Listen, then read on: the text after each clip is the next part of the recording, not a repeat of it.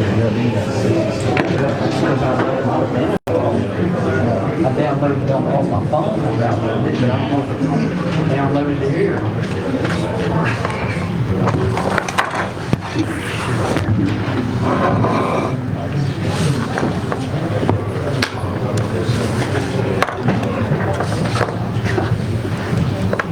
I think I got something Friday that'll be good.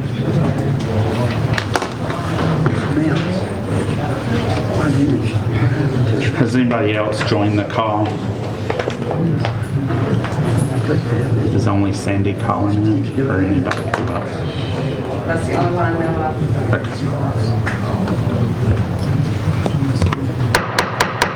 Good evening. I'd like to call the City Council meeting to order tonight, Tuesday, August the 16th, 2022 at 6:30 p.m.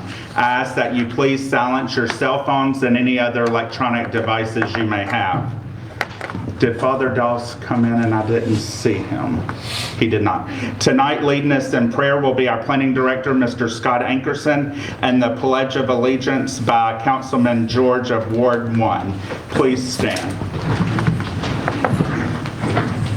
Father God, as we bow before you tonight, we thank you for our many blessings, God. Thank you tonight for all those that are here present, Lord.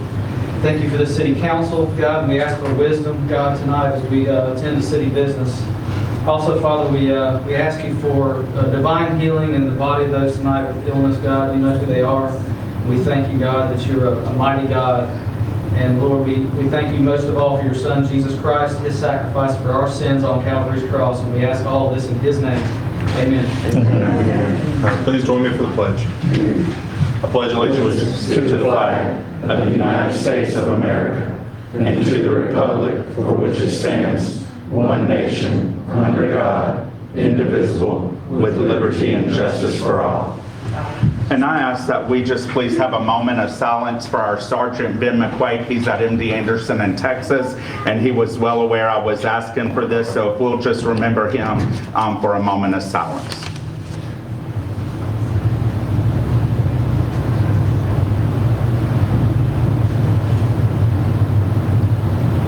Thank you. That brings us to our agenda order approval. Ms. Yancey, do we have any changes? Council, we have any changes? Do we have a motion for agenda order approval? So moved. Motion by Councilman Glaude. Do we have a second? Second. Second by Councilman George. All in favor? Motion carries. That brings us to our announcements by our city manager, Ms. Yancey.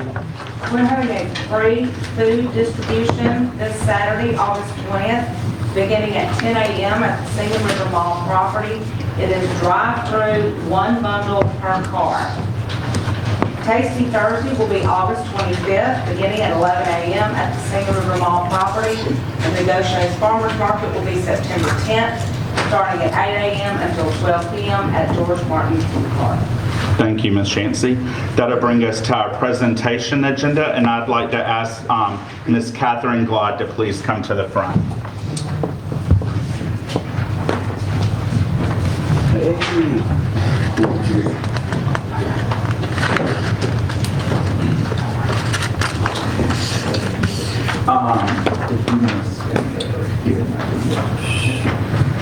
For you all that don't know, Ms. Glaude is being recognized tonight on her retirement of running the Boys and Girls Club of Jackson County here, so we wanted to recognize her before her official retirement. She came back from her vacation just in time for tonight's meeting, so we thank you for coming back. A proclamation of recognition, the city of Gautier, Mississippi, a proclamation honoring Catherine Glaude, whereas Catherine Glaude was born and raised in Jackson County, Mississippi by her parents Cleveland J. Claude Sr. and Rosetta Glaude, and whereas she is the oldest of 6 children and has 2 children and grandchildren of her own, and whereas in 1992, Miss Catherine began her career with the Boys and Girls Club of Jackson County as a part-time unit director and a part-time administrative assistant. And whereas by 1994, Miss Catherine was named Chief Professional Officer of the Boys and Girls Club of Jackson County and has has been employed with the Boys and Girls Club of Jackson County for 30 years now as CEO. And whereas she has been awarded for her numerous achievements, Ms. Glaude's main goal was and is to transform lives of our youth and their families of the years to come. Whereas Ms. Catherine believes in hard work, dedication, respect, loyalty, and compassion, and has demonstrated her leadership skills by turning one small club serving 90 youth into 3 clubs and 1 outreach that serves 650 youth annually. And now therefore, we, Mayor and Council of the City of Gautier, Mississippi, are honored to present this proclamation of recognition to Ms. Catherine Glaude for contributing her time, service, and compassion for Jackson County's youth here in Gautier, Mississippi. In testimony whereof I've given under my hand and affixed the seal of the City of Gautier, Mississippi, this the 16th day of August 2022. Mayor Casey Vaughn, City of Gautier, Mississippi. Congratulations.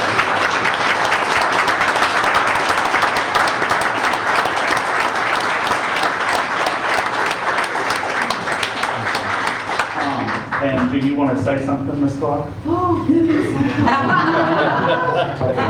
Hello, Queen. I got the.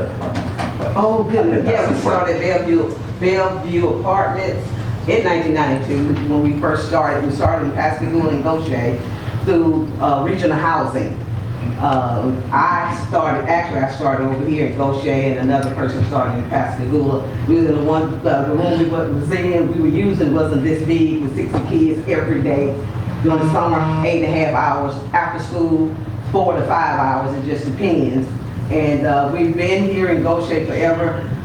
Past Mayor Ken Taylor was at a meeting one day, and we was about to close the club, and he was sitting in the audience, and I was like, ooh, the mean looking man sitting in our audience. We about to close, and he and I were best of friends.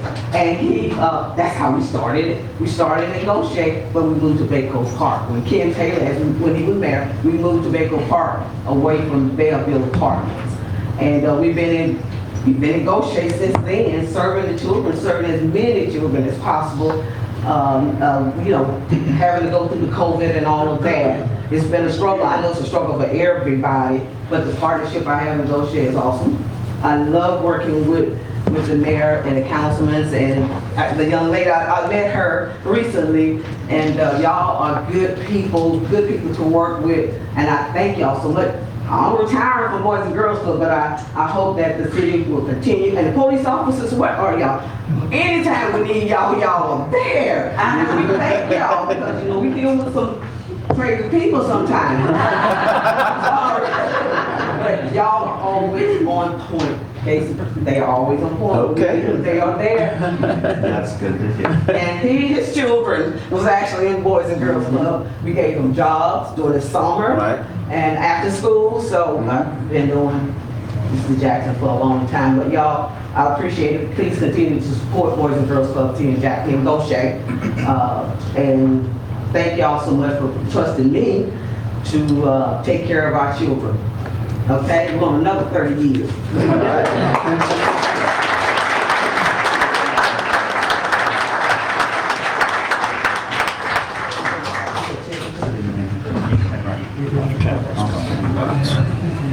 And so she's gonna come up. Where's Shield? Fire Chief, y'all wanna come to me? Chastity. Come on, Chastity.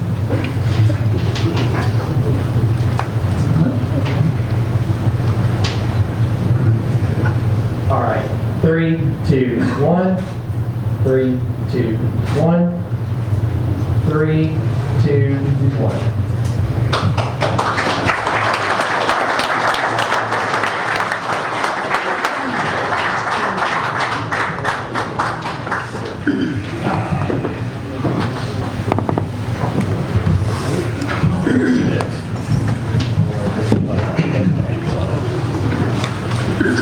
That brings us to our other second presentation agenda, our Police Officer of the Year recognition. It's very important for our public safety to be recognized. So Chief Ever, if you and your staff will come.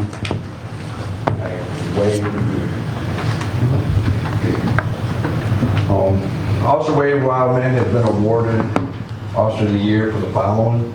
On February 14, 2022, Officer Wildman came across a violent criminal in an apartment complex who was wanted for armed robbery and aggravated assault. Officer Wildman attempted to contact the individual and took off running. Officer Wildman gave chase and was able to catch and arrest the suspect.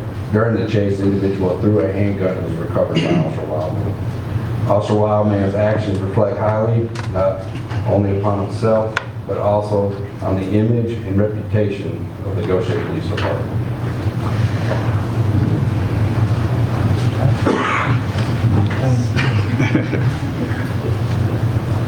Congratulations.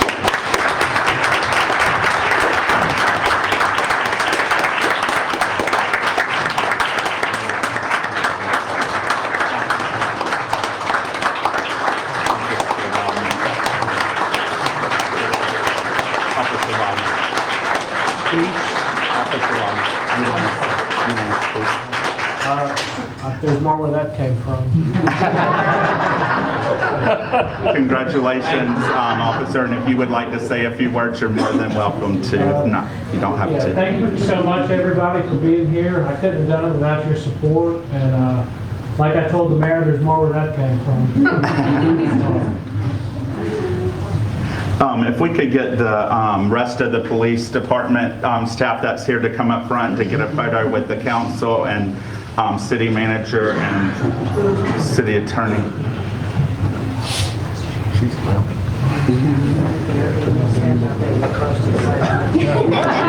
Scoot over into the middle. Sneak in the back. We got him.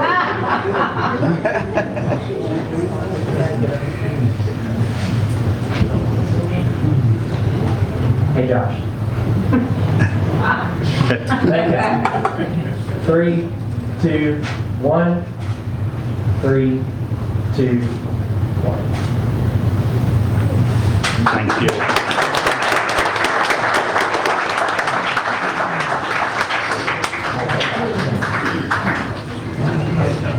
Congratulations again, Officer Wildman. We're blessed to have you here in the city of Gautier. Keep up the good work.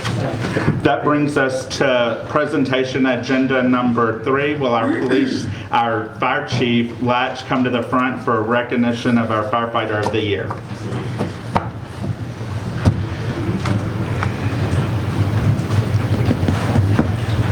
Captain Jake Holland was selected as firefighter of the year by his fellow officers and personnel. The selection was based off Jake's accomplishments, performance, leadership ability, attitude, and his positive actions day in and day out. Jake goes above and beyond for not only his department, but the city of Gautier itself. Jake steps up to the plate whenever he can to ensure the success and safety of those who work with him and those who he sworn to protect. Jake started with the Gautier Fire Department in March in 2018. He was promoted to captain in August, just, 2 weeks ago? Of 2022. Jake has many certificates and he has achieved throughout his career. Jake prides himself on keeping others around him happy and providing a safe and productive work environment. The department is grateful for all of the things that Captain Jake has brings to the table for the city.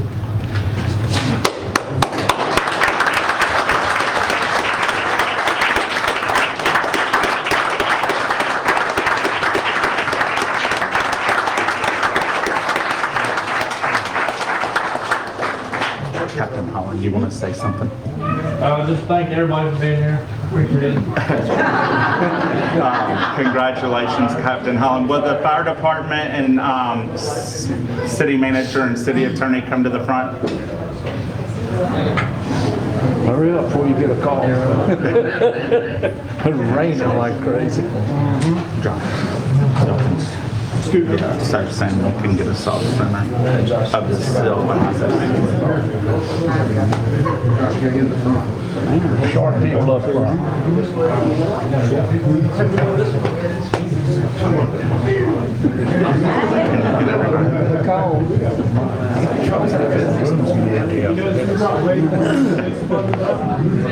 We're going way more than the police. We only have 5 on the street right now.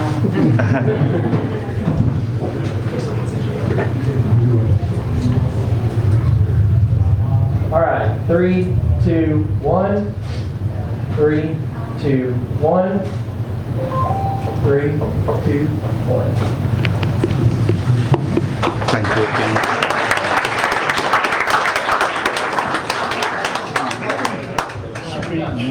Once again, we would like to thank all of our public safety. They all do a great job. So if our, the ones who have left, if y'all will relay that message to them, we appreciate all of you. That brings us to our business agenda.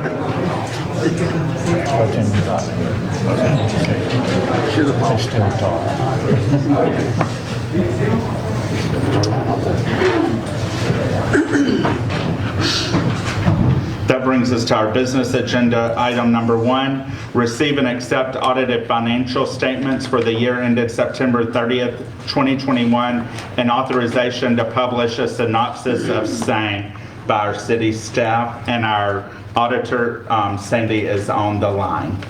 Yes, Mayor, this is your audit for last fiscal year. I'm happy to tell you that it's completely clean. There are no mentions, no findings, no anything. So that's something you can be very proud of. If you have any questions, Sandy is certainly on the line to answer any questions. This has been filed already. Thank you, Ms. Shancy. Do we have any public comments? Any public comments?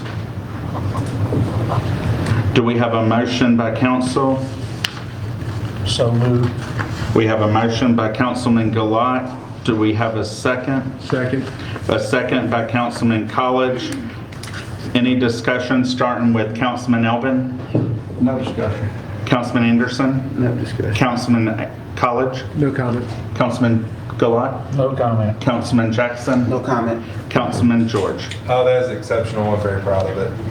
It's very meticulous. They go through a lot of things, and for it to be 100% perfect really says a lot about the staff. So thank you very much. Thank you, Councilman George. Sandy, we appreciate you and your firm for all y'all's hard work. We've been doing business now with y'all for several years, and we appreciate the clean audit, and also our city staff who does a great job in keeping the records they need to furnish them, so we will continue to have a clean audit. Thank all of y'all. Sandy? Oh, thank you so much. It was a joy working with you guys, and we look forward to it next year. And y'all do great work in helping us get the audit done. So we appreciate that. Thank you so much. Have a good night. All in favor? You too. Motion carries. Good night. Good night. That brings us to business agenda item number 2, approval of an ordinance of the City of Gautier, Mississippi to assess a fee in the amount not to exceed $2 per certain misdemeanor charges processed through Mississippi Municipal Court for distribution to the Mississippi Coast Crime Stoppers. By City Manager, are you handling this agenda item? Or as the yes. police chief? No, I'm handling. We received a request by the Mississippi Crime Stoppers to levy the $2. We were previously levying $1 pursuant to the statute 453917. I spoke with the police chief to ensure how he felt about it, and he said that they were a big help for solving crimes. And so this basically just assesses the fee that's allowed by statute. And I'm sorry, I didn't know you were coming in. I don't know your name, but I think you're with Mississippi Crime Stoppers, right? Is that all you had, Ms. Shancy? Yes. Public comment, state your name, address, and who you're with. My entire address? No, just state Crime Stoppers. Okay. I mean, You're asked. My name is Lori Massey. I am acting CEO of Mississippi Coast Crime Stoppers. And I'm Larry Fowler, Executive Director of Mississippi Coast Crime Stoppers. And their address is Mississippi Crime Stoppers. I serve on the State Advisory Board, and I'm also Secretary for the National Organization. I'm sure you hear lots about Crime Stoppers, and to remain successful, we are asking for an additional $1. And how it works with assessments for Crime Stoppers for you and for your residents to understand it. Whenever an officer stops someone in the city of Gautier for a moving violation, after that ticket is paid, currently $1 goes back to the state, and on a quarterly basis, we receive those funds. In general, we average on a quarterly basis from Gautier about $500 to $600. So we're just asking for that to be doubled. This is not tax money. Not a penny of it is tax money. It is the violator who is paying for that. For us to remain successful, we have got to increase our funding. We pay for one person, for a salary of one person per meeting. We pay for directors and officers insurance. We pay for we are getting anonymous tips from your residents. Well, we need software, we keep that up. We also have kiosks at 4 different locations across the coast. We cover 7 counties, so it's a large area. And we have wanted on those kiosks. We have 2 in one in Jackson County. We work closely with Gautier Police Department. I was just over there talking with the chief the other day, and I asked him, what can Crime Stoppers do for you? And he said, would you be willing to help us out with the Baker Park to get some signage there to have Crime Stoppers displayed? I spoke to Councilman Jackson, and we are in the works to get that. Our board will discuss that and talk with him later about that. What does Crime Stoppers do for your city and for Jackson County? Recently, we had a girl that went missing, a runaway. The police department contacted Crime Stoppers to ask for help. We have a huge social media presence. We reached, this past month, we covered 300,000 people. Last month, we reached 2 million. That's not normal, but we had a personal interest story that went viral. I wish it was norm, but it's not. But the girl was located because our post went viral. And her mother sent us a private message that said, thank you so much for what you did for my daughter. Her friends thought they were going to get in trouble, so they called me to come here. Just today, this is Jackson County Sheriff's Department, just today, someone was arrested in Sacramento, California because of the Crime Stoppers tip received last night. And when the investigator called me before lunchtime today and said, he's in custody, that's pretty amazing. That's what Crime Stoppers does for Gautier, for the coast, for Jackson County. As you know, we have a huge overdose epidemic in our state. Our state has ranked #1 in percentage increase. Recently, we did an overdose video with Mississippi Bureau of Narcotics, and we circulated that throughout the state. Our next big project is the playing cards, cold case playing cards. I've already talked to Gautier and received cases that they want to highlight. So inmates in your jails and your prisons will be playing with cards from missing and homicide cases. The criteria is no more than 15 years old.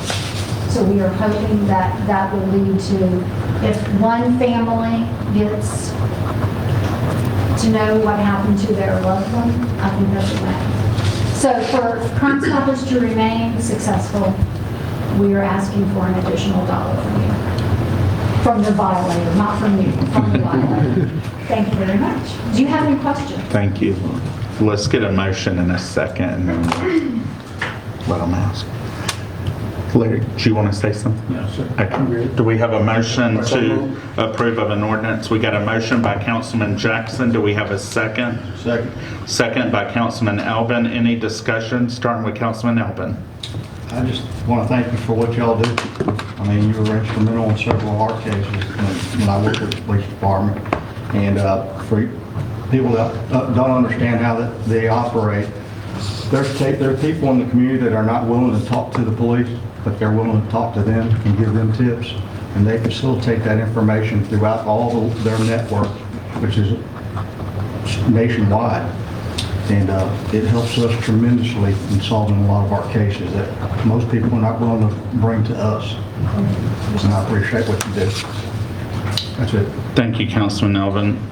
Councilman Anderson? Oh, yes, I'd like to thank you for all you do, and you said it's a lot of volunteerism. We have a youth board, and they're all volunteers except me, one volunteer. That's Larry, awesome. The former law enforcement. I know Larry does a good job. Everybody knows that. Thank you. Is that all, Councilman Anderson? Yeah. Councilman College? I have no additional comments, thank you. Councilman Gilat?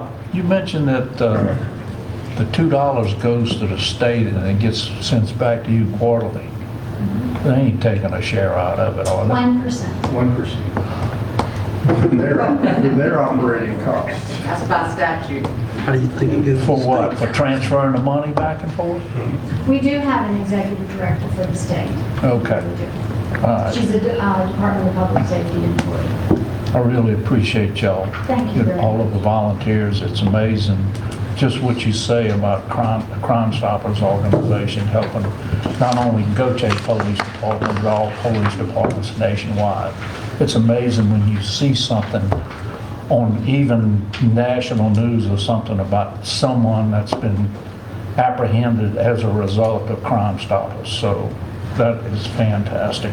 Do y'all have a local Facebook page? Yes, sir. This is called Mississippi Coast Crime Stoppers. Mississippi Coast Crime Stoppers, Yes. okay. Anybody in here, you hear that? Mississippi Coast Crime Stoppers, if you want to sign up to it. Again, thank you very much. Thank you very much. Councilman Jackson? Yes, I just want to thank you for starting in Baycott Park. So that's one of my projects I'm real close with, and I just appreciate the fact that you have interest in it, and thank you. Thank you.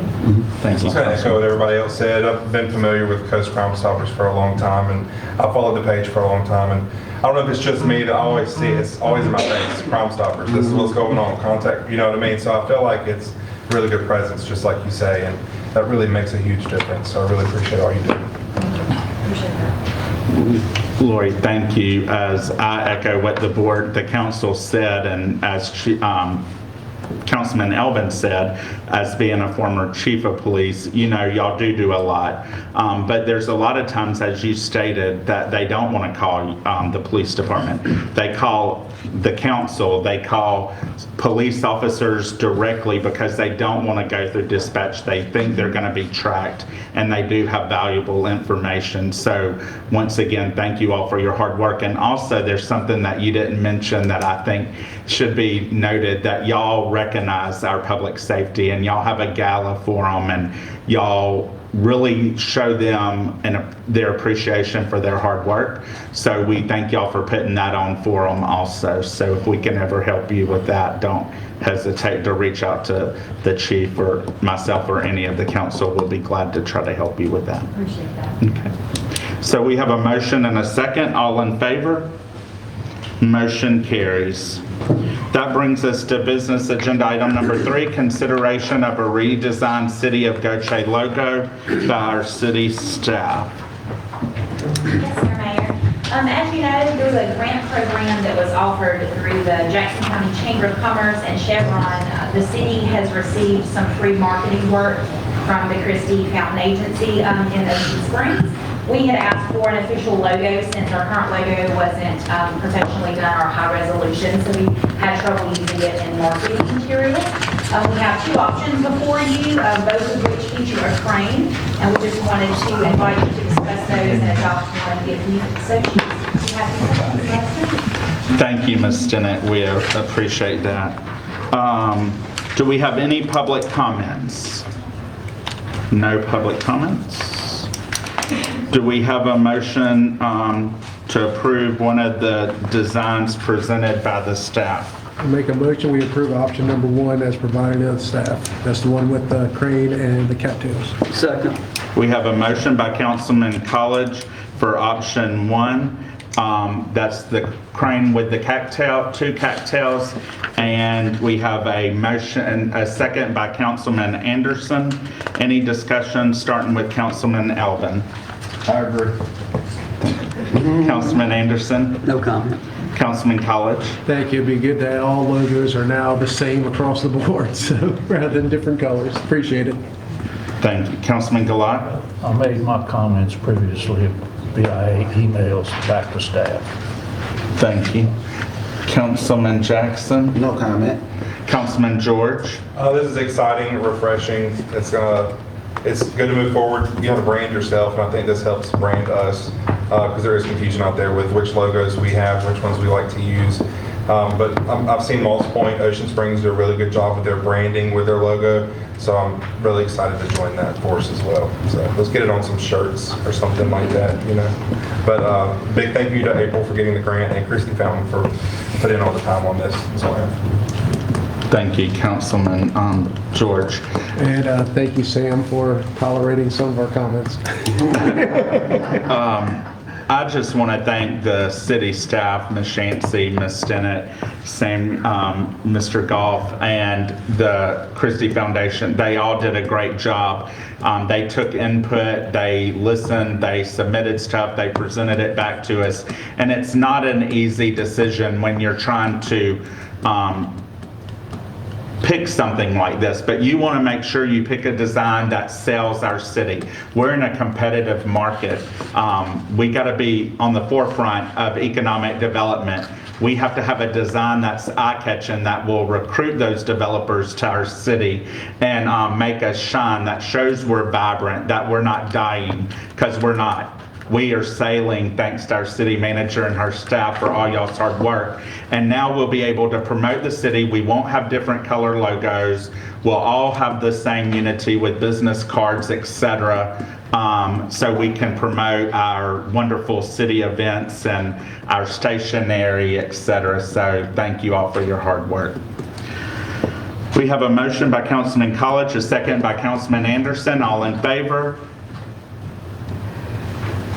Any opposed? Motion carries.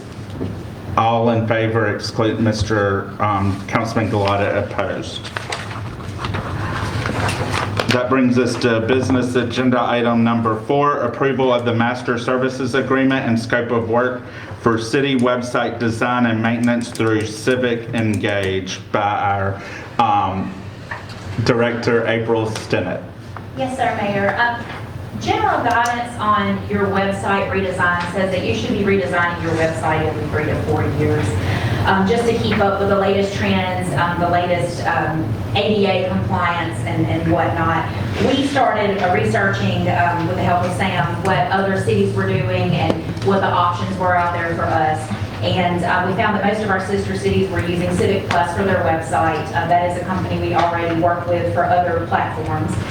If you approve this tonight, this agreement and scope of work will give us a redesigned website, a premium redesigned website, so that it will look distinct from any other cities who might be also using Civic Plus. It'll cover subscription and licensing, the annual hosting, support and maintenance, training for staff, and everything wrapped up, and it'll be turned over to us once it's redesigned. Some of the key features are security. Within the contract, it says it'll be up 99.9% of the time, even if your website might be under attack or there are outages, they guarantee 99.9% uptime. Accessibility is something we learned a lot about in discussions about this, and your website needing to be ADA compliant for those who have issues with certain colors or certain tags for those who are visually impaired. There are a lot of things that will assist them in using our website, and when they redesign it, when they turn it over to us, it will be fully ADA compliant. And as well, functionality, this is a lot more user-friendly for staff to maintain and update the current system we use is difficult. It's made more for someone who is skilled in IT, and we are not. So it will also seamlessly integrate with MuniCode and Civic Clerk so that people will be able to search on that website very easily and find really good information that will help hopefully give them the forms and information they need from home. This would cost $28,485 in year one. That is for the full redevelopment and everything I talked about before, and then every year after that to maintain, and also we would pay yearly toward a new redesign in 4 more years. So we're basically choosing to break that up into over 4 years rather than doing it one time in 4 more years. So that would be $89.60 annually after year one.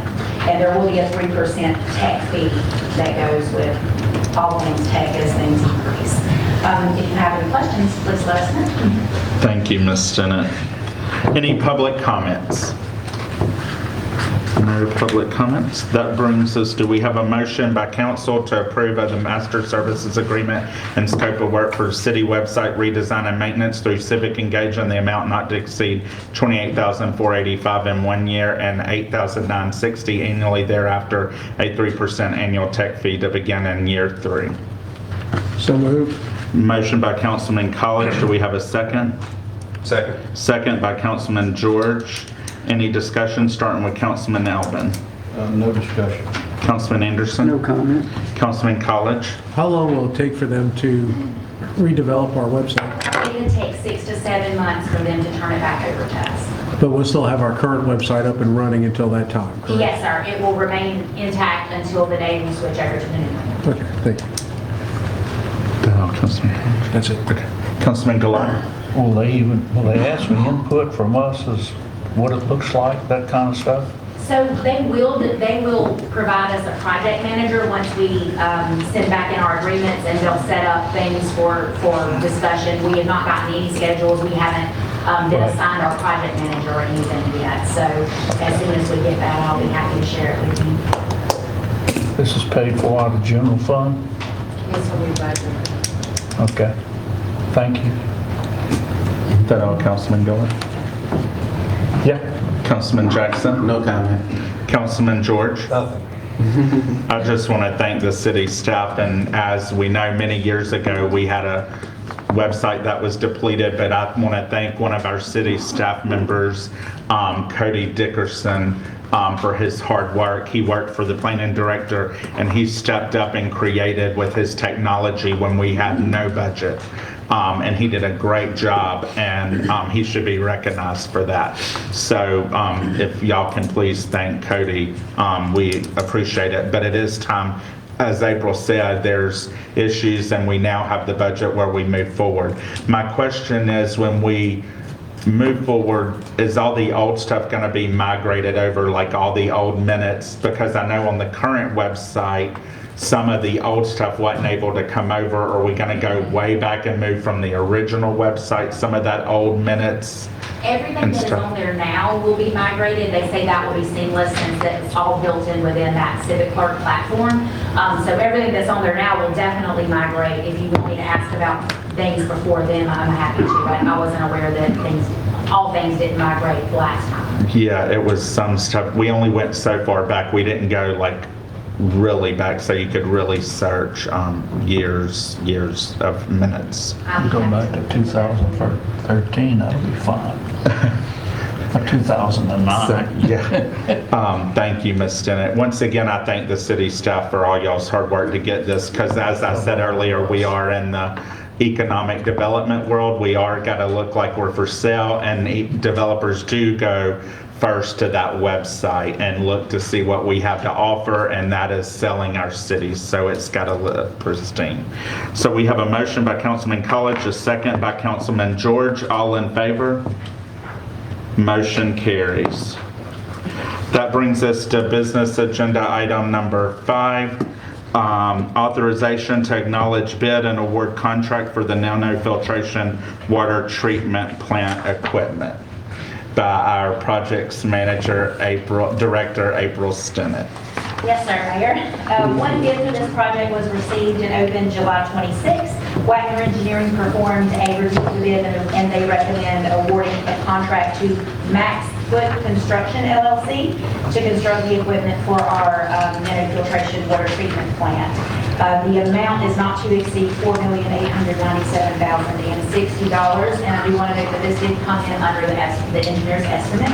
And we also have Mr. Carlos Elder tonight in case you have any questions on him. Thank you, Ms. Stennett. Do we have any public comments? No public comments?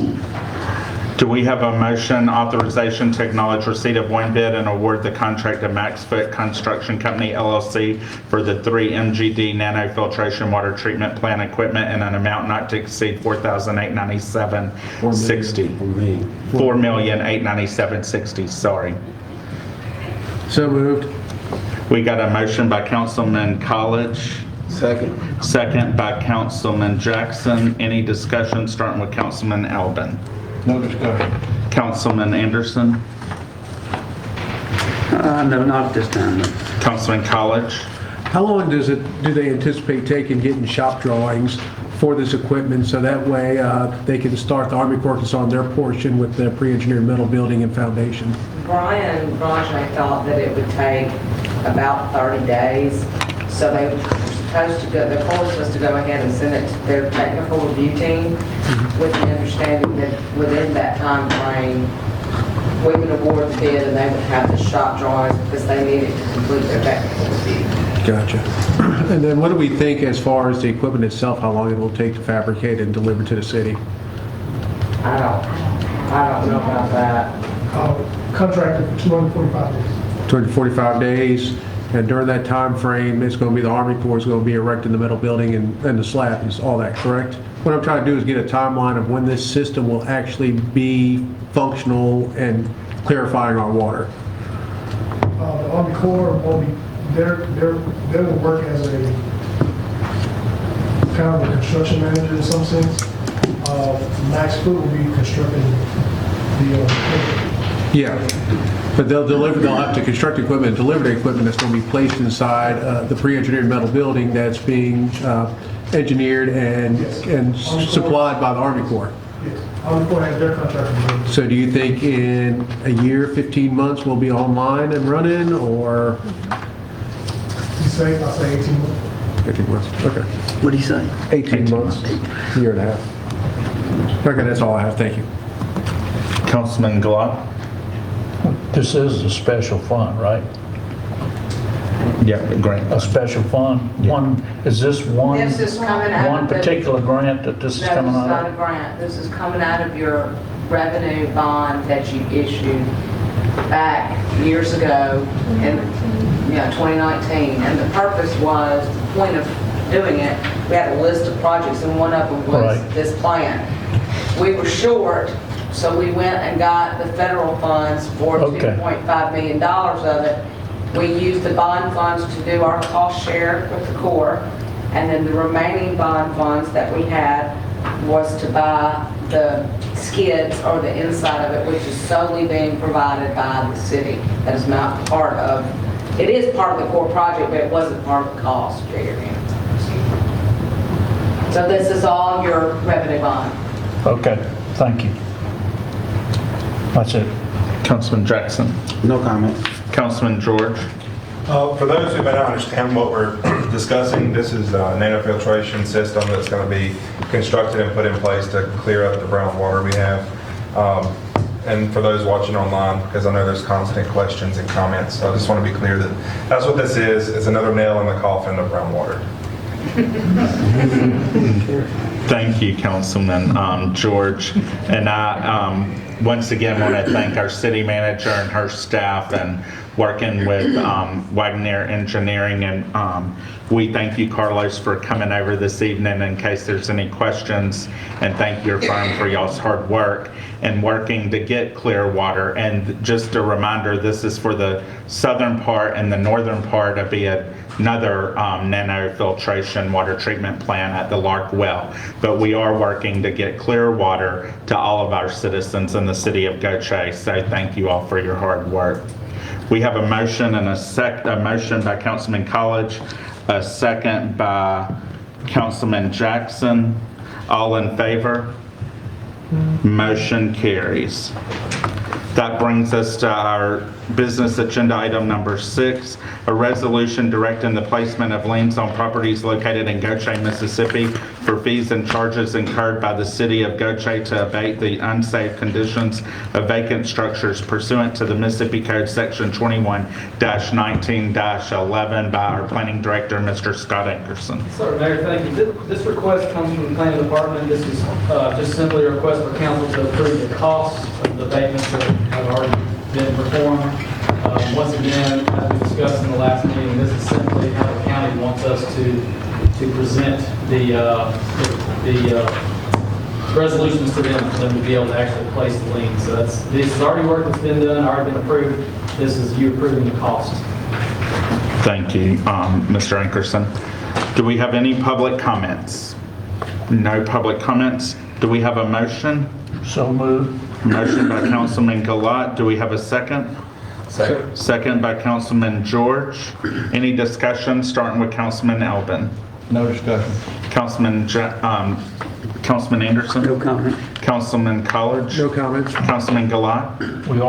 All of these liens of the abatements that we've previously done is going to be recorded as a result of this, a place against the property. Or is this going forward? In this request. Huh? The one called out specifically on the. Just the one? Okay. All right. Thank you. Councilman Jackson? No comment. Councilman George? No. I just want to thank the city staff in making sure we get these placed as soon as possible, so if they were to sell or be paid, we would get recoup our taxpayers' money. So thank y'all all again for making sure that's done. We have a motion by Councilman Glaude, a second by Councilman George. All in favor? Motion carries. That brings us to business agenda number 7, authorization to enter into a professional services agreement with Seymour Engineering for work associated with a CCTV bid package for College Park, Alpines, and Valleywood Sewer Main Rehabilitation Project by Ms. Stennett. Yes, sir. This is step 1 of a clay pipe relining project for sewer in College Park, Alpine, and Valleywood.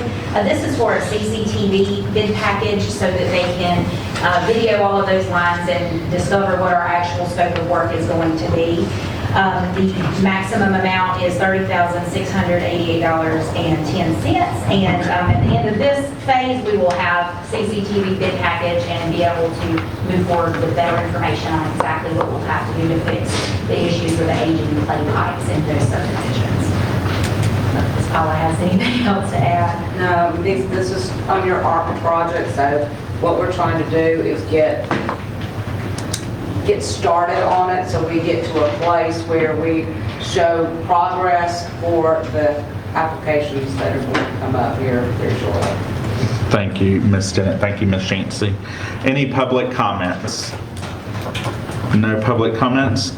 Do we have a motion authorization to enter into a professional services agreement with Seymour Engineering for work associated with the CCTV bid package for College Park, Alpines, and Valleywood Sewer Main Rehabilitation Project in the amount not to exceed $30,688.10? So moved.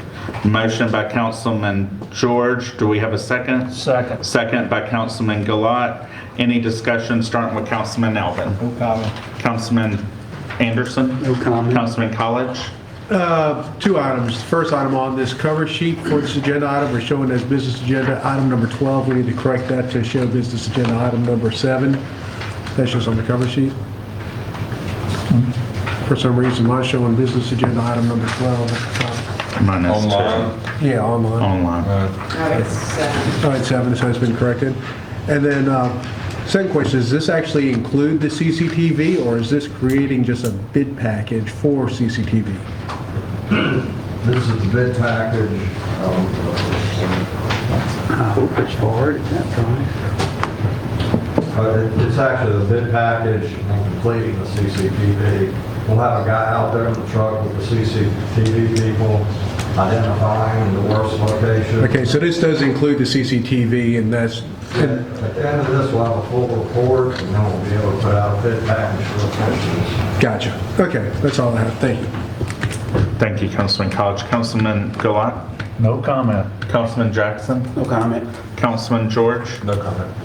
Once again, we thank you to our city staff for y'all's hard work to work on this. And as Ms. Yancey said, it is that ARPA project. And Mr. Seymour, we thank y'all for y'all's hard work and our infrastructure needs. As I've stated before, they're not glamorous, but they're needed for development and to keep the residents' services working.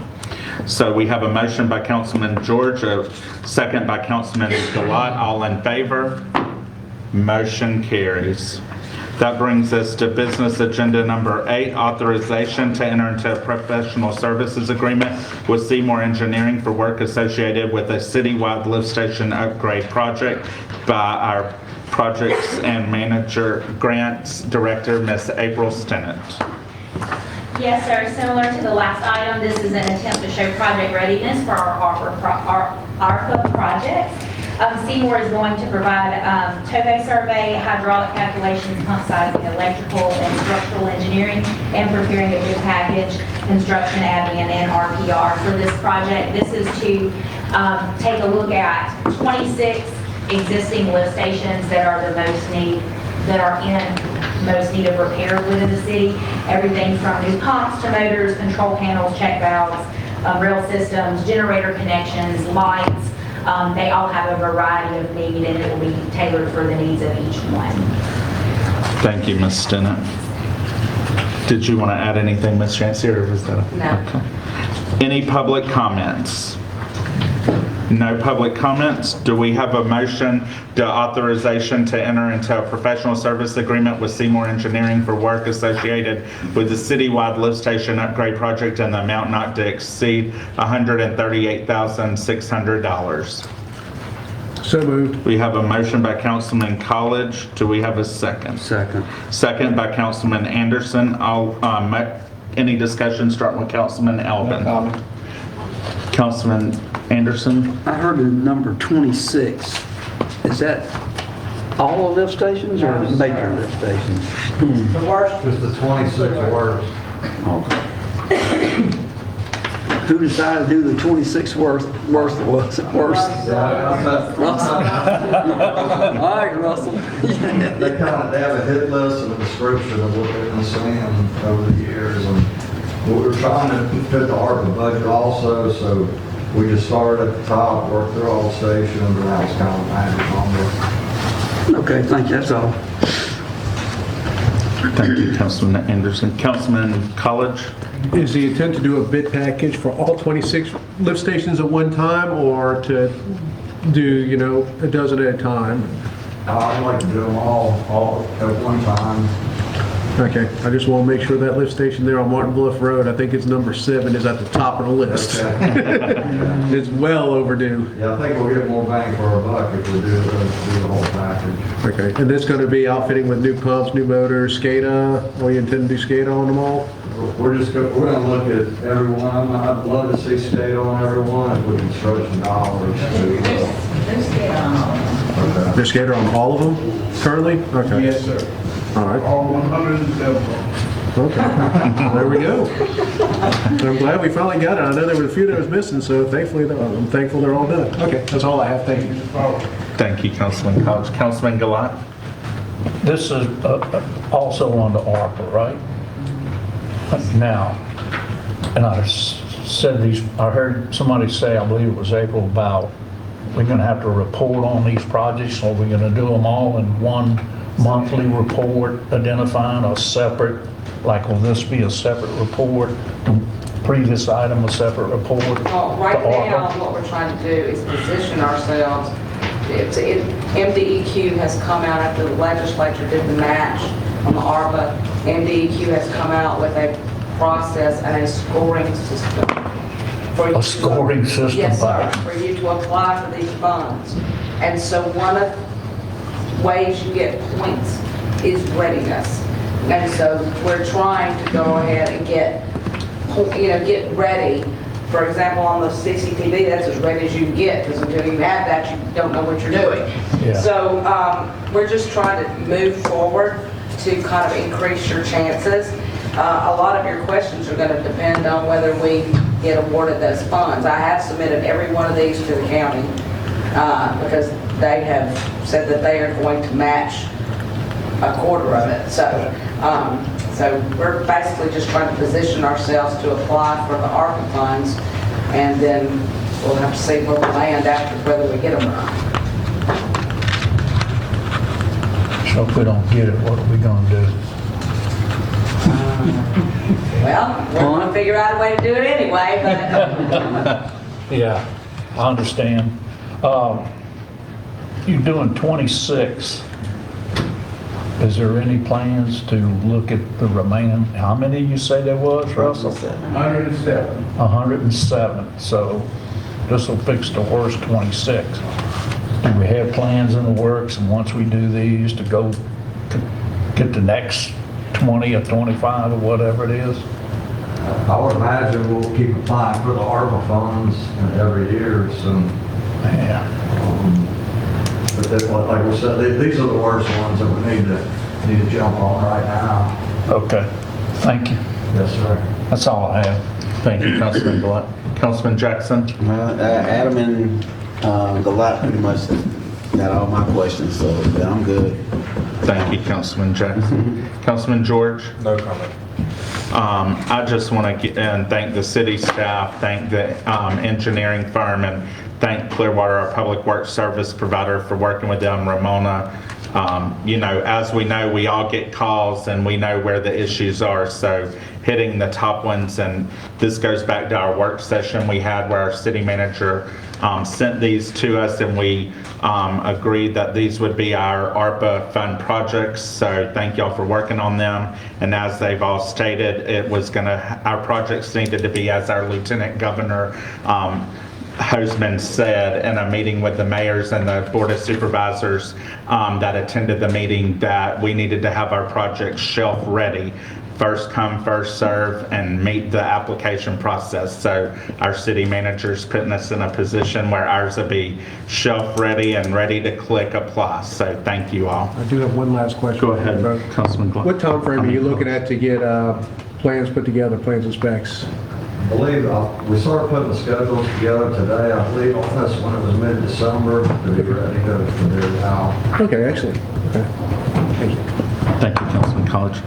We have a motion by Councilman College, a second by Councilman Anderson. All in favor? Motion carries. That brings us to business agenda item number 9, authorization to enter into a professional service agreement with Seymour Engineering for the Highway 90 sanitary sewer and water lines, Singing River Mall improvement projects by our projects director, Miss April Stennett.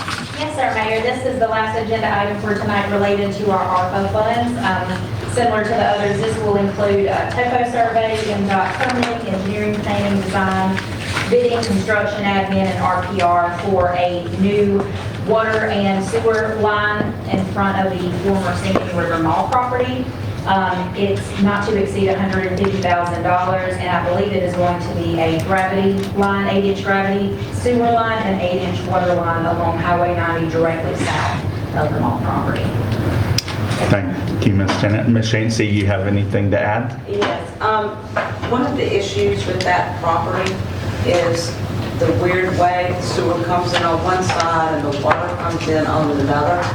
And it makes it where anything on the out parcel requires a grinder pump, which is not good. Plus you've got all of the pipes that were there on that old mall site are failing. So this would provide kind of a good, help me with the word, Mark, tap or beginning for water and sewer on that property. Yeah, the gravity's always been a problem. We've had a couple of developers look at it, and like Paul said, the grinder is just not a good option, especially for the restaurants, because constant maintenance with the grease. So we started studying this, and we have several options to take care of the sewer, either going to the east to Gautier and Cleve.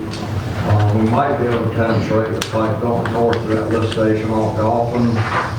With the water, again, a couple different options on that, and Jack and Moore underneath 90. We're going to study it all, pick the best plan, and go with it. Thank you, Mr. Seymour. Do we have any public comments? Stand up, state your name and address, and you have 3 minutes if you'll come through the podium so we can all hear you.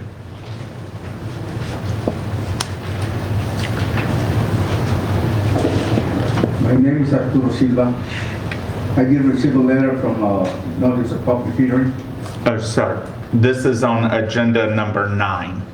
This is about the water on the Highway 90. So, What business agenda item? We're not to your agenda yet, I don't think. oh, and I have to wait for that? Or For your agenda item, yes, sir. what, it should be 9? Let me see what you got.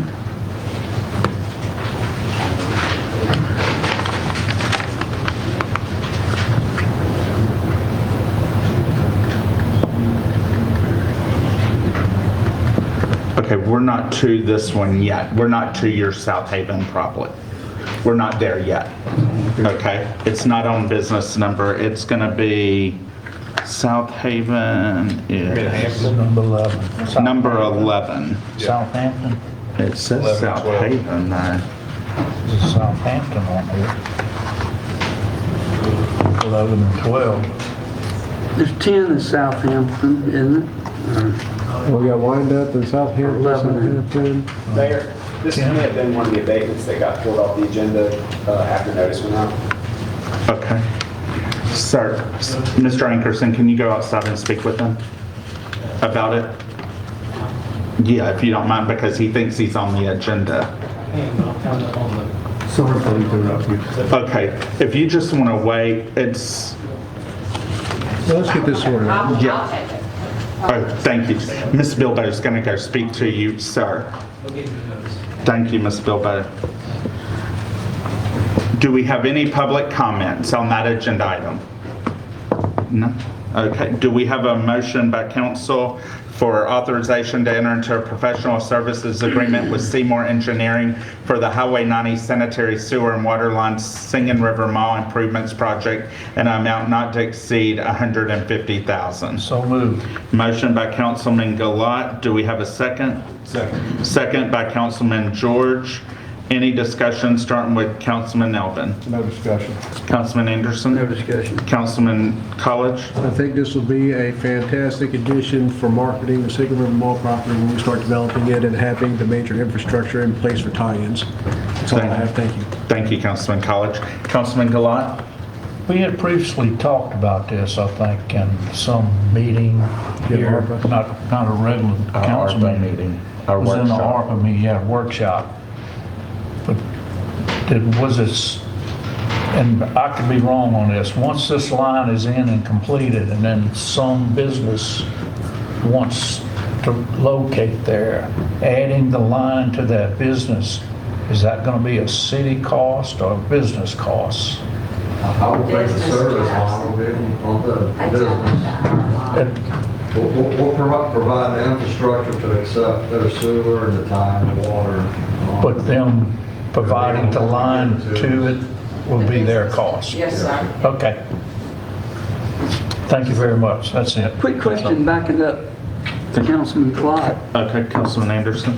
You're going to be stubbing out at these parcels? Are we going to stub off this line to these parcels so we don't have to go back and break into that line? Yeah, I was thinking about it, my team was looking at today. We need to be real smart on where we drop the services. We may need to be conservative and put a few more than we actually think we may need, because we're not sure how they're going to chop it up, but. Smart move. Put plenty. Plenty of them. Thank you. Is that all you had, Councilman Anderson? Is that all you had, Councilman Anderson? I'm sorry. Councilman Glaude? I'm through. Councilman Jackson? So you're saying the ground pump is not the best option? So with the flow, it's just like a regular automatic flow, like a downhill flow for the sewer? They'll be able to put gravity flow directly out of the business or the restaurant right into our system. All right, so what about, like, say for instance, I don't know, just for a jam up, like some, we sending grease in from kitchens and da-da-da. You gotta have grease traps for kitchens and so forth. Okay, so it will be something to push everything, like when the flow is not Gravity. flowing well? It's all gonna be gravity. For restaurants though, you have a grease trap, and how it's designed is the grease stays up on top and you've got weirs that the water goes through and then up, and then gravity flows out just through gravity itself. Right, right. So you don't get So grease. it's nothing gonna push it though, just besides the gravity itself. Yeah, just like your house does. Right, I got you. This is the cleanest type system, and I think for attracting businesses, that would be a box that they can check and say, you know, we got those services covered. Okay. No further questions. Thank you, Councilman Jackson. Councilman George? I have no comments. Thank you. Once again, just thank the city staff for y'all's hard work, and Mr. Seymour for y'all's hard work, and let's make sure it's done right for all the economic development, because as we know, we've had people interested in the parcel and they do not want grinder pumps. So that is a selling feature for the property. So it's planning ahead for the development there. We have a motion by Councilman Glaude, a second by Councilman George. All in favor? Motion carries. That brings us to business agenda item number 10.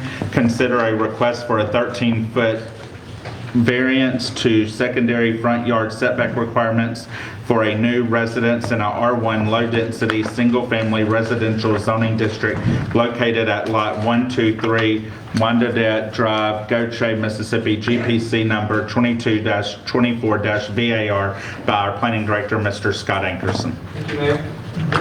This request came in from Shaquita Evans for this 13-foot variance to secondary front yard setback requirements. The application fee of $175 was paid on May 31st, 2022, and all public notice requirements have been met. Ms. Evans did call today, so she would not be able to make it this evening. She couldn't get out of her work. She worked evening, so I just wanted to relay that. She did call in and apologize, and she couldn't make it tonight. So this property basically, it's been rezoned at some point in the past. By looking at the diagram and the maps, you can see that these lots were basically laid out for mobile homes at some point in history. They're narrow lots, they're narrow long. This is also a corner lot, and the UDO has an extra requirement for a corner lot. The side that faces the other street, making the secondary front, so it increases that side setback to 25. So in order for her to fit pretty much any stick-built home on here to meet the requirements of the ordinance in R1 as far as square footage, she needs this variance. It was presented to the Planning Commission, and I've also, by the way, included the definition of hardship for review and the criteria for approval for a variance as outlined in section 4184 of the UDO.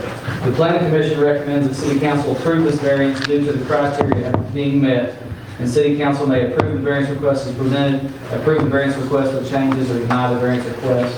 I've included the GPC excerpt from the meeting dated 8/4/22, the complete packet. The 4-pack maps are also in there for your review. If you have any questions, I'm happy to answer. Thank you, Mr. Ankerson. Do we have any public comments on this agenda item? None?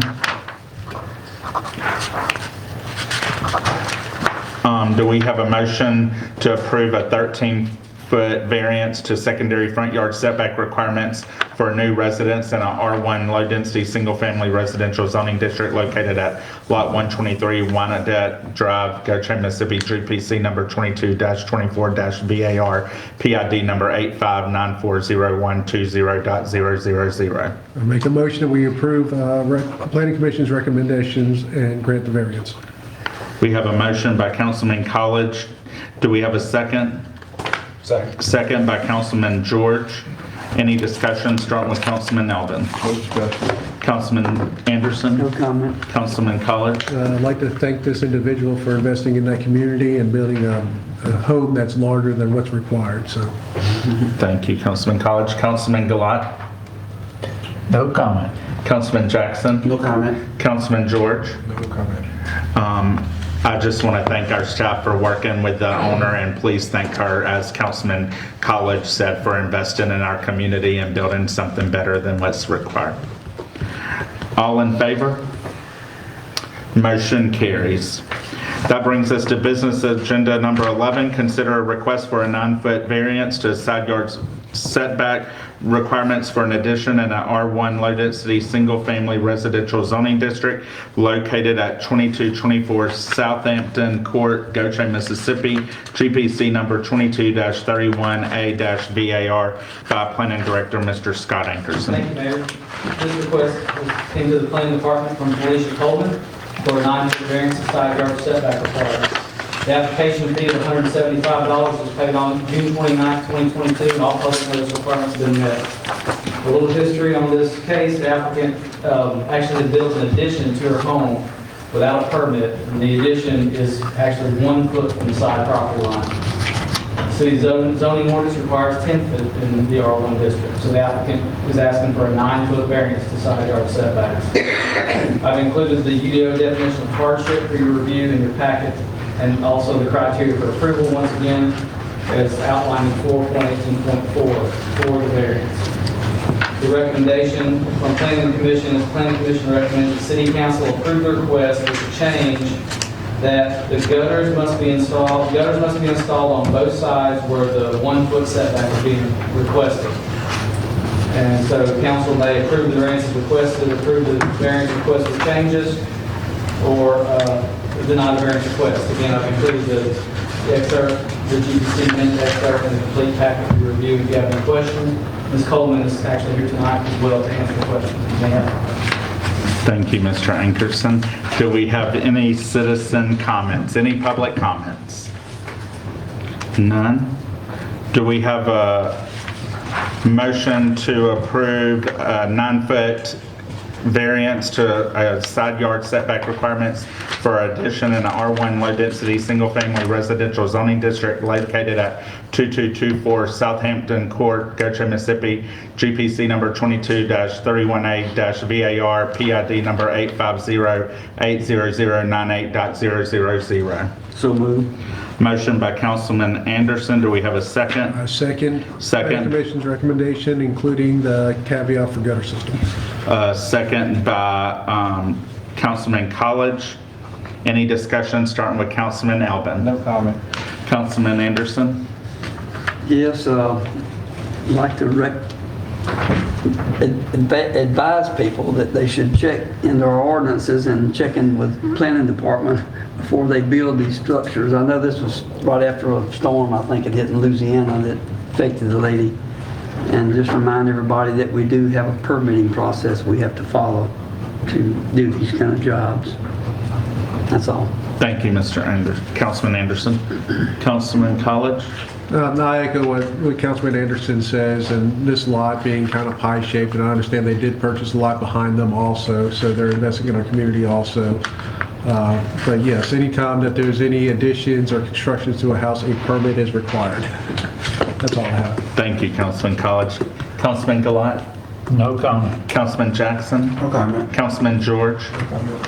I just want to thank the staff for working with Ms. Coleman and thanking Ms. Coleman and them for investing in our community, not only residentially, but also business. So thank you for relocating here, and we appreciate your investment in the city of Gautier. Mayor, if I can ask one question, just clarify, Councilman Anderson, was your motion to approve the recommendation out of Planning Commission to include the gutters on the back? Yes. Just want to clarify. We have a motion by Councilman Anderson, a second by Councilman College. All in favor? Motion carries. That brings us to business agenda item number 12. Consider a request for a 12-foot variance to fence height requirements. Oh, sorry, 2-foot, sorry. 2-foot variance to fence height requirements in the secondary front yard in an R1 low-density, single-family residential zoning district located at 2224 Southampton Court, Gautier, Mississippi, GPC number 22-31B-VAR by our planning director, Mr. Scott Ankerson. Thank you, Mayor. So basically, this request comes from the same applicant as the last case, Ms. Coleman, and same property. The applicant placed a fence around the perimeter of the property, and the ordinance requires you to drop the height of the fence down to 4 foot once it reaches certain points of the property. And she has certain areas of the property where she didn't meet that requirement, so she's asking for this 2-foot variance to that fence height requirement according to the ordinance. And once again, I included the UDO's definition of hardship and criteria for approval. The Planning Commission recommends the City Council approve the request with the evidence presented meeting the criteria for a variance. The City Council may approve the variance if requested, approve the variance with changes, or deny the request. And again, your complete package is in front of you with the minutes excerpt from the 8/4/22 meeting, and I'll answer any questions you may have. Ms. Kent. Thank you, Mr. Anderson. Does that bring us to any citizen comments? No citizen comments. Do we have a motion to approve a 2-foot variance to fence height requirements in a secondary front yard in a R1 low density single family residential zoning district located at 2224 Southampton Court, Gautier, Mississippi, GPC number 22-31B-BAR, PID number 850-80098.000. So moved. Motion by Councilman Anderson. Have a second? Second. Second by Councilman College. All in favor? Any discussion by Councilman Elvin? Councilman Anderson? Yes, I failed to mention a while ago, I drove in there a couple of weeks ago. I got a call about an 18-wheeler parked in halfway in Victoria and on the side of the road turning into this cul-de-sac. And I drove up in there and I seen this beautiful home that's been completely rebuilt and really looked nice, which is the house that you redone. Miss Coleman. Miss Combs, and I was just amazed at that, how nice your place looked. It's really nice. That's all I got. Thank you, Councilman Anderson. Councilman College?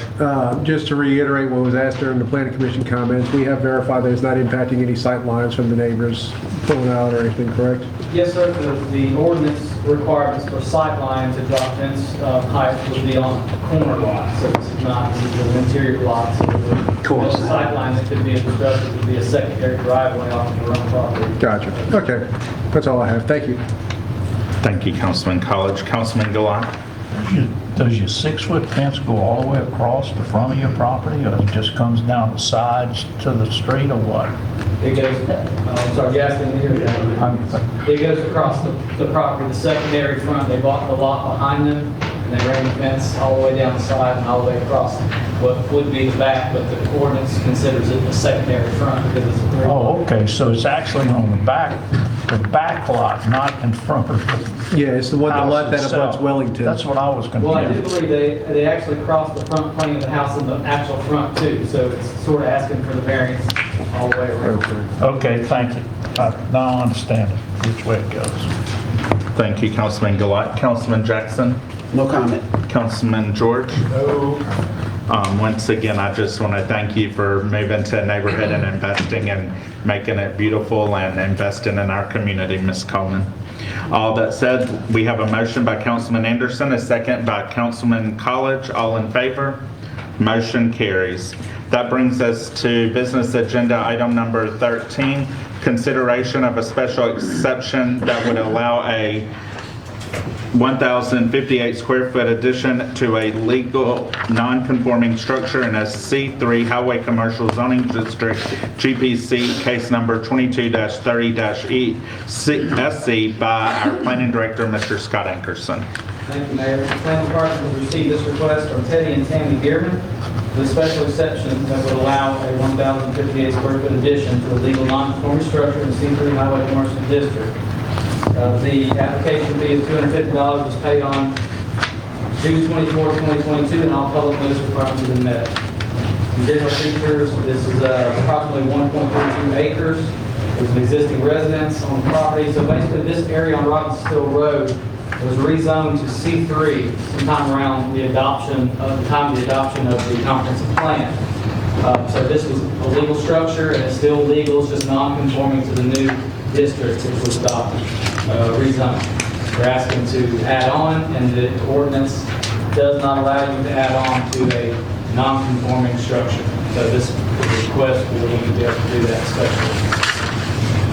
So I've included the discussion with the applicant's responses and with staff findings. The special exception is outlined in 416.4 and the definition of hardship. The planning commission recommends the city council approve the request finding that it meets the criteria for special exception. The city council may approve the special exception, approve the special exception changes, or deny the special exception. If you have any questions, I'm here to answer them. The applicants, I believe, are here tonight. They are. Thank you, Mr. Ankerson. Do we have any public comments? No public comments? Do we have a motion to approve a special exception that would allow a 1,058 square foot addition to a legal non-conforming structure in a C3 highway commercial zoning district located at 6305 Robinson Still Road, Gautier, Mississippi, PID number 819700130.000, GPC case number 22-30-SC. I make a motion, we approve the special exception based on planning commission's recommendations. Motion by Councilman College. Do we have a second? Second. Second by Councilman Glaude. Any discussion starting with Councilman Elvin? No discussion. Councilman Anderson? No comment. Councilman College? My understanding is this area has remained residential primarily since the adoption of this commercial district. The only really business around there is BFL Orthopedic and B&D Plastic, which is more industrial, so everything else is still residential. Just as do you think it might be worthwhile to look at a couple of, like, especially Robinson Stills, and see if maybe we might be better off rezoning this back to residential? I would have to consult with the city attorney to see if we could look into an option to do that. I mean, really, you have to meet the criteria of the ordinance, which we'd have to find a mistake in the original zoning, or we would have to find that the character of the neighborhood has changed to an extent to warrant the rezoning. So we could definitely look at it. Good stuff. We actually spoke about that today, referencing another case, but we could look at it. You might want to think about getting input from the people that own those properties. Yeah, no, I understand. I know this is the second or third case we've had regarding this specific area as far as doing additions to their homes, and each time we had to do a special exception. So I'm just kind of trying to, nip it in the bud if it's something that we can ease for the residents that live up there. Okay, that's all I have. Thank you. Thank you, Councilman College. Councilman Glaude? No comment. Councilman Jackson? No comment. Councilman George? No comment. I just want to thank Mr. and Ms. Dearman for coming tonight and being patient, and also thank you for your investment in the city of Gautier. We have a motion by Councilman College, a second by Councilman Glaude. All in favor? Motion carries. That brings us to our business agenda. Item number 14, consider a request to amend the Unified Development Ordinance to reflect text changes to sections 2.1.3 definitions, 5.2.2 uses permitted by right and conditional uses, tables 3 and 4, and 6.4 development standards for certain uses. Amendments are regarding medical cannabis, city-initiated GPC number 22-32-UDO. Staff presentation by Planning Director, Mr. Scott Ankerson. Thank you, Mayor. As we discussed previously in the last two council meetings, I'll let y'all know that we're going to be bringing these proposed changes to the UDO before y'all for approval. These were basically, the city attorney and I reviewed the state ordinances and pretty much, pulled most of this material from the state ordinance, with the exception of some of the conditional uses, which you get to determine and choose whether you want to allow those in those certain commercial districts. So basically included in here, I'm sure you've reviewed it, are the uses and the definitions, the uses permitted in each individual district, some that you get to decide which ones are allowed and some you don't. The state requires us to allow certain uses in a couple of our districts. If you have any questions about that, of course, we can answer those for you. And also some development standards for those certain uses, which I've included. So basically, I think there was one change at the Planning Commission. I had a conditional use major for a dispensary in a C3, and Planning Commission asked to change that to I had it permitted in a C3, a dispensary. I just had it permitted, and Planning Commission asked to change that to a conditional use instead of just being permitted. So that's the only change they have asked for. You may consider that, or you don't have to. So you can approve the amendments as I presented them, or you can approve the amendments with Planning Commission's recommendation of that change, or you can deny or make any changes you would like to see. If you have any questions, I'm happy to answer them. Mr. Daniels also can answer any of those questions. Thank you, Mr. Ankerson. We have any public comments? Come to the podium, state your name, address, and you have 3 minutes. Thank you for coming tonight, Ms. Jacobson. Thank you. I'm Lene Jacob. I'm the owner of the building at 3100 Ladner Road, and we're currently zoned as a C2.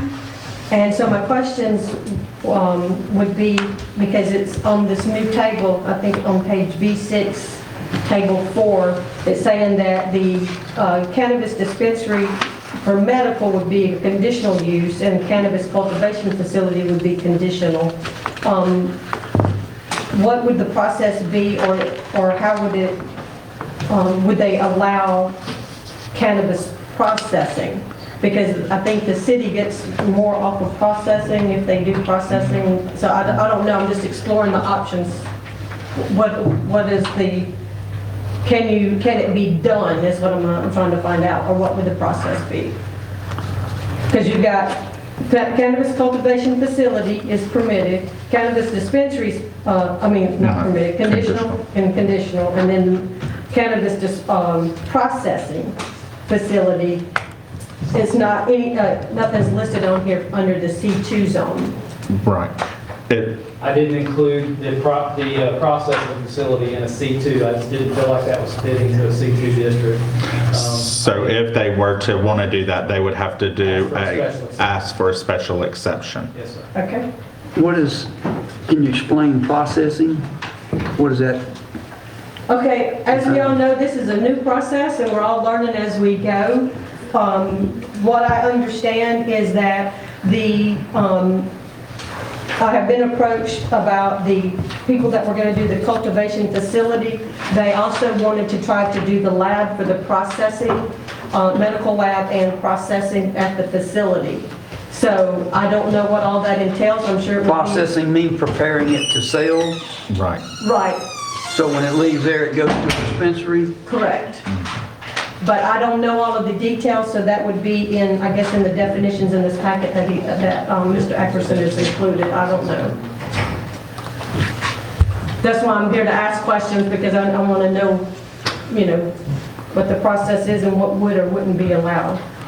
Based on what they're recommending, that it would be like the special exception, the cannabis disposal facility, the cannabis processing facility, and a C2 would have to be a special exception, like we just approved for that property. Okay. The same process they went through for that. That's what they would have to do. Correct, Mr. Ankerson and Mr. Danos? Yes, sir.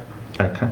Okay, so is that, since it was already approved under special exception, would it change anything since it's now conditional? No, your special exception, as I think you've spoken with Mr. Ankerson and Ms. Yancey, your property, that special exception has already been voted on. This does not, that special exception though only follows that LLC. Right, okay. If they go through another LLC, purchases it, they would just be able to do the conditional use for the one, and then the other, they would have to do a special exception request. Okay. All right, thank you. You're welcome. Any other citizen comments? Okay. Do we have a motion to approve the amended UDO to reflect the text changes to sections 2.1.3 definitions, 5.2.2 uses permitted by right and conditional uses, tables 3 and 4, and 6.4 development standards for certain uses.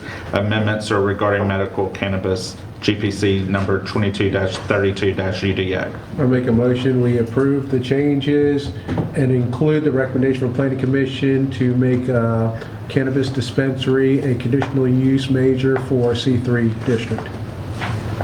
We got a motion by Councilman College. We got a second. Second. Second by Councilman Glaude. Any discussion, starting with Councilman Elvin? No discussion. Councilman Anderson? No comment. Councilman College? No comment. Councilman Glaude? I see you added a bed and breakfast in for modification on here too. Is that a new, or is that, are you changing something in that one at 642? I Bed and can't, breakfast wouldn't, Huh? we didn't make any modifications to that. I'm not sure why that's reflected on there. This doesn't have anything to do with bed and breakfast. I don't know why that, it's just because it's a well, it's not a continuation. The last paragraph, Gautier Development Standards Cannabis was on there. Okay, all right. I see where you had the last paragraph wind up on that page. Yeah, sorry. Just a little bit, it ran over to the next I'm page. thinking, what are you doing on bed and breakfast? What are you changing? Okay, thank you. You good? Councilman Glaude, is that all? That's it. Councilman Jackson? No comment. Councilman George? No, just thanks for working on this because it needs to be streamlined. It's something that we're going to face. I felt like a lot more going forward, so this helps. Thank you. I just want to thank the city staff for working on it. As you know, it is new. It's a new state issue. And I think y'all put a lot of time in it to research, and thank our city attorney too for working on it with you all and our city manager.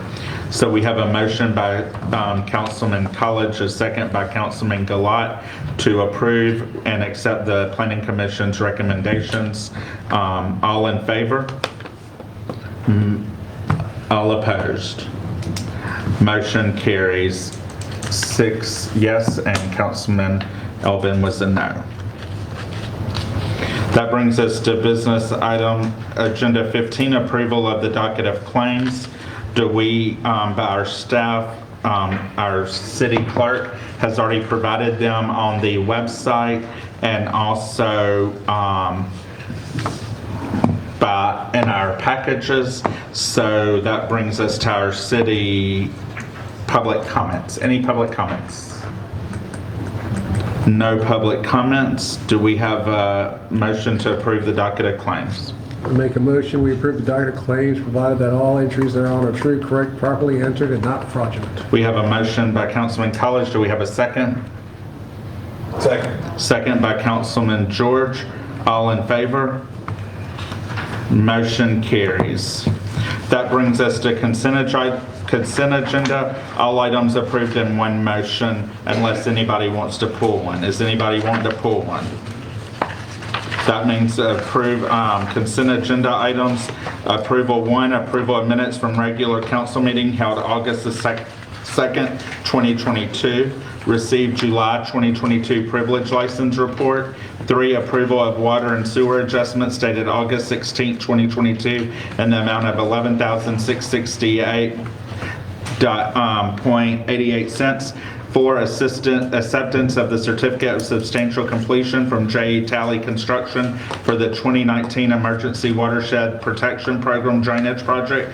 5, non-pro-tunc order correcting the consideration of a special exception that would allow a cannabis cultivation facility in an existing building in a C2 community commercial zoning district. 6, authorization to remove broken office equipment from the City of Gautier's inventory. 7, approval of a lease purchase agreement with Community Bank for one HIDTA 2022 Ford Expedition.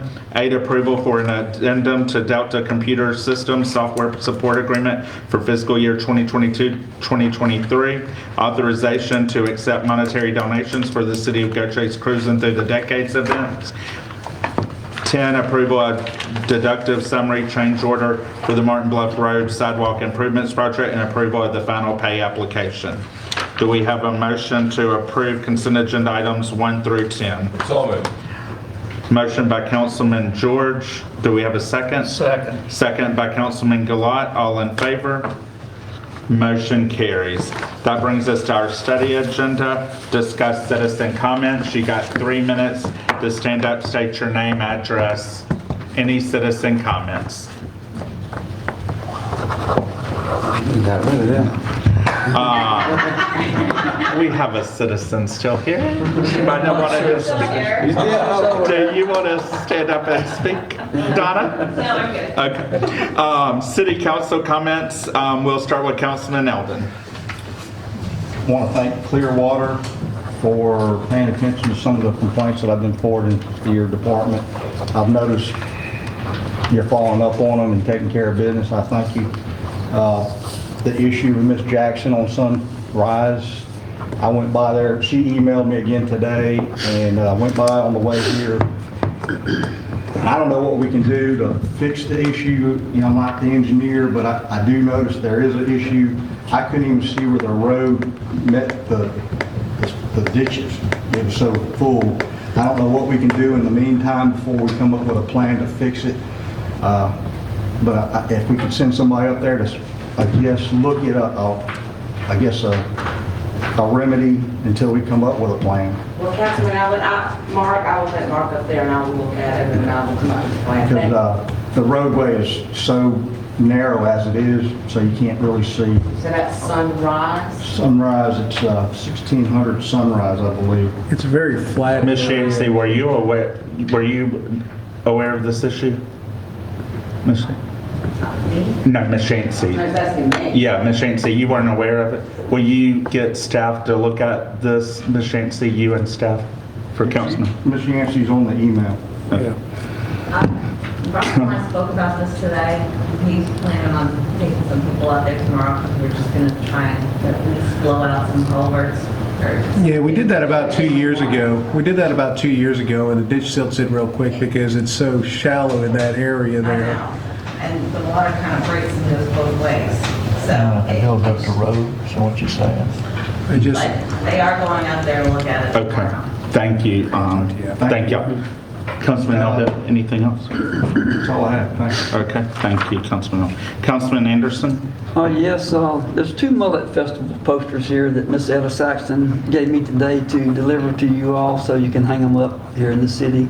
The last 2 years, Oh, okay. they're already framed and Nice. ready to hang. And I had a question for Ramona, and I done skipped Ramona. Oh, Ramona, could you check Miss Dolores McFarland's overpayment and see how that, Yes, sir. I did check with Kim Shepherd, and that's her new bill. That's not, we had already adjusted the bill where she had the leak, and then council approved the repayment, and that was applied.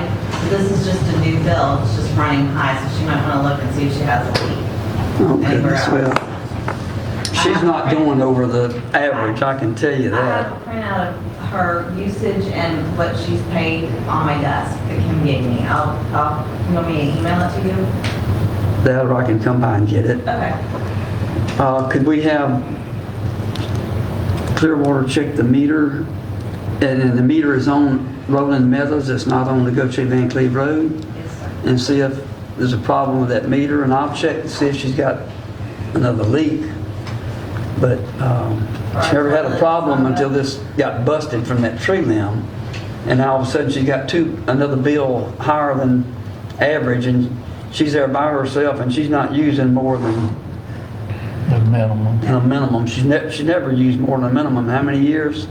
Well, she fluctuates a little bit. I'm sorry? She's not always just a minimum user, but I can, She goes over the minimum? yes, sir, sometimes. It fluctuates. Fluctuates. She may have a toilet that's not up.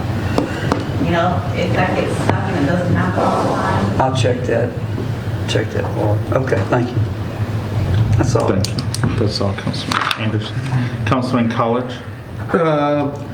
the Marble Bluff Sidewalk Improvement Project, we still have a 1-year warranty on their work, correct, after this? Okay, because I got one issue that needs to be addressed, and I'll email you tomorrow about it and stuff. And then as far as NRCS grants, I know we had discussed 2 areas, one up there on Ferry Point and then one up here, over here. Have we made any headway on that? Have they come out and looked at it after a heavy rain? We've had plenty of them. We've submitted it, and so now it's sort of a wait to see if there's a rain event that will qualify, and You haven't had enough of those yet? Miss, Typically follows up after one of those and lets us know if we can. yeah, if you can just follow up with them and just verify based on our current rate events if one of those is justified, because I know our city attorney worked with one on Ferry Point to get right of entries in that location, so it's been almost a year on that, so I'd like to be able to report something to residents up there. Sure, I'll check on that for you. And that, thanks for getting the lights working at the interchange of I-10 and Gautier Van Cleve. We got the 3 high mast lights that I saw we're getting quotes for to get those repaired, which should light up that western portion of frontage road also when those are functioning. So thank you on that, and hopefully we can get those repaired in a timely manner. That's all I have. Thank you. Thank you, Councilman College. Councilman Glaude? We have an update on graveling. They have signed a new contractor to it. Is it going to be paved anytime soon? A little short section. I didn't get a time frame, but Oh, okay. it was geopay. GeoPay, but for some reason I thought he said that So I'll call him tomorrow. I have it in we my need to head. find out, if people, if we don't do something, the gravel's gonna be gone, because the heavy rain last week, we had like 900 little mud holes on that section, and it wasn't level anymore, so a lot of cars go across that thing, and the gravel ain't holding up. Well, Ken Taylor did put on Facebook that a new purchase I order know, was issued. new so- purchase order, it said it was gonna be a new contractor, a new purchase order, but not a date. Yeah, not a Just date. couple of weeks. It needed to settle, but they needed graded again, you know? Absolutely. Every time we get a Every time hard it rains, it rain, you needs to be wind up with graded. 9 little mud holes on Yeah. that thing. 'Cause I went across it the other day in the heavy rain, and I thought I was driving through the marsh. Washboard. Yeah. The second thing, where are we on Seacliff in your project to identify the, Actually drove past your house today on that drive. well, let's don't talk about Pat Drive. When are we gonna finish the project? There's a lot on Pat Drive. I know. That needs to be done. I brought a bid package to City Hall today. Paul and I went through it. And we've got the budget broken down. I'm assuming everybody tomorrow. We drove the streets and just kind of looked at the different areas. And Seacliff has a lot of problems. All of them do. But, Yeah. I mean, we'll be ready to bid this thing. Like I said, the plans and specs are done. I just kind of wanted to let Paul put her eyes on it with the budget that I have. And we're gonna bid the whole thing.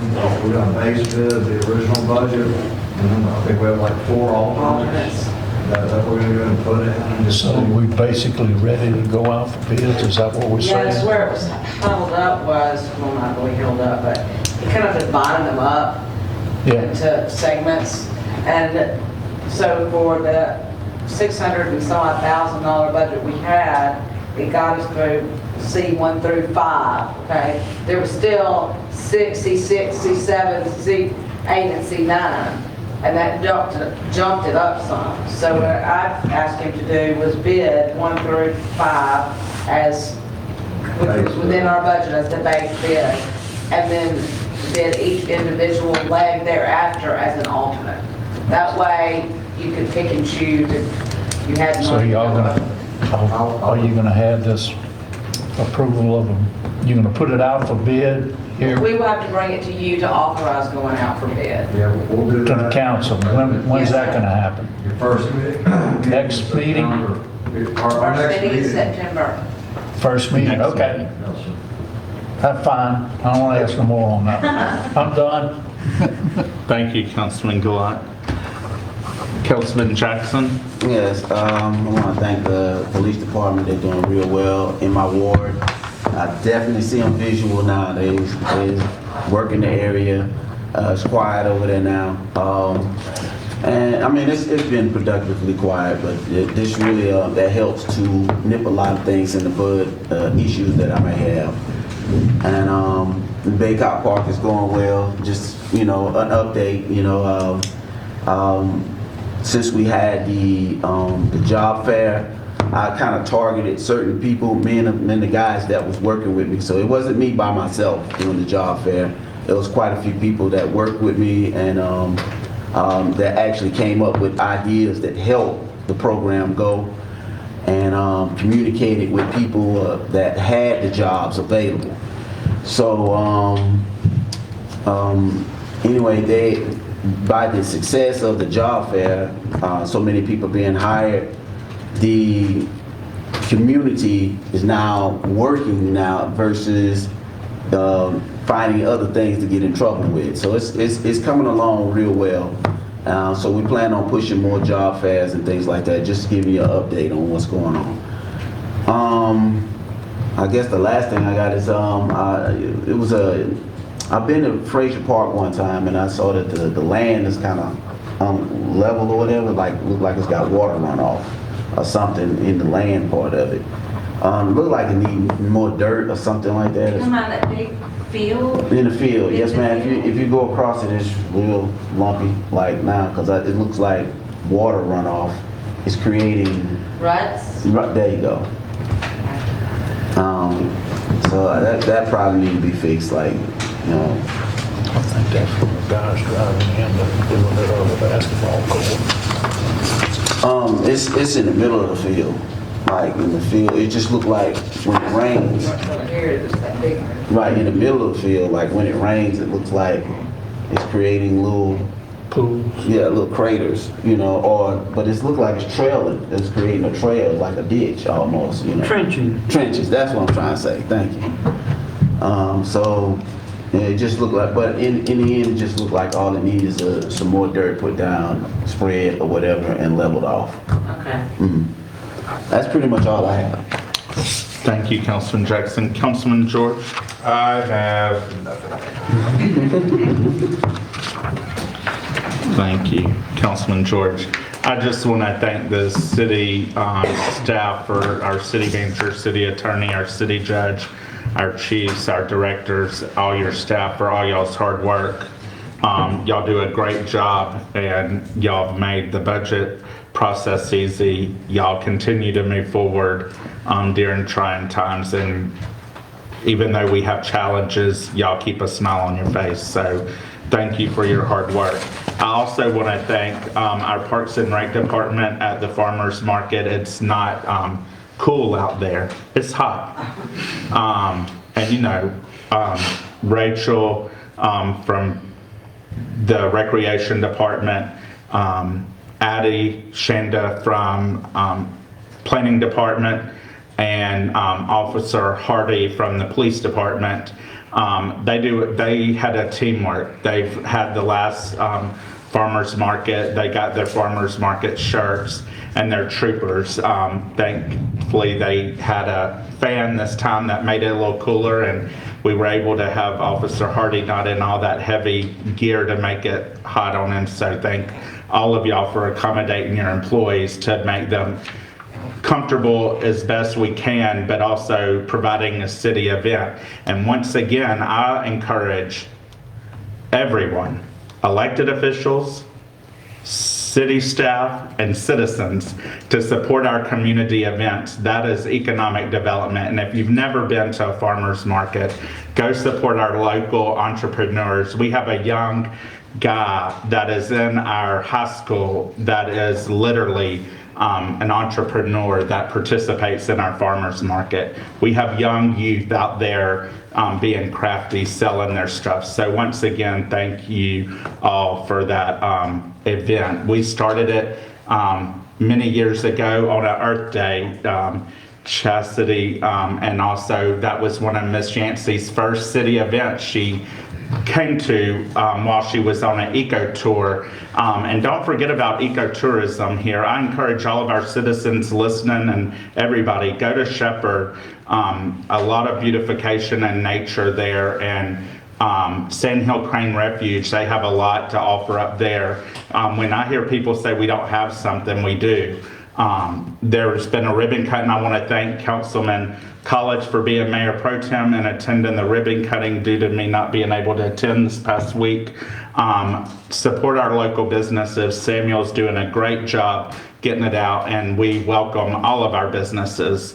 Don't forget about our bowling alley, our boutiques, our drugstores. Just go support our local businesses and our restaurants. Thank them for investing in our community. With that being said, City Manager, you have any comments? City Clerk, Ms. Montgomery, you have any comments? Deputy Clerk, Ms. Dickerson, you got any comments? City Attorney, Mr. Denosh, you have any comments? Do I have a motion to recess until September the 6th, 2022 at 6:30 PM? So moved. Motion by Councilman Glaude. Do I have a second? Second. Second by Councilman George. All in favor? Motion carries. We're recessed.